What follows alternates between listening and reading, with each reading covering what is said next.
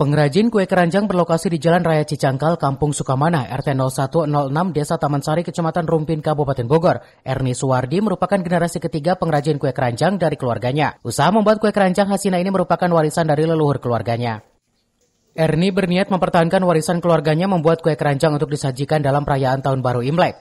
Proses pembuatan kue keranjang, Erni menjelaskan kue keranjang berbahan dasar gula putih dan tepung ketan ini memakan waktu cukup lama karena dengan cara difermentasi. Dirinya melakukan prosesi memasak kue keranjang masih menggunakan cara tradisional guna mempertahankan rasa.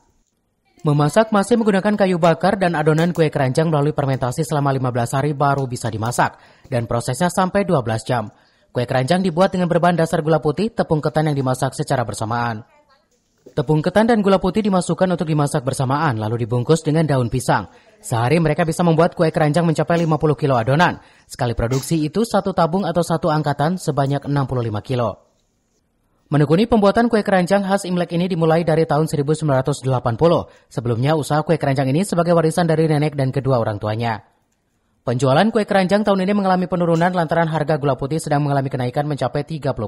Sementara omsetnya pun merosot mencapai 3,6 ton sehingga berdampak dengan harga kue yang dijual lumayan tinggi.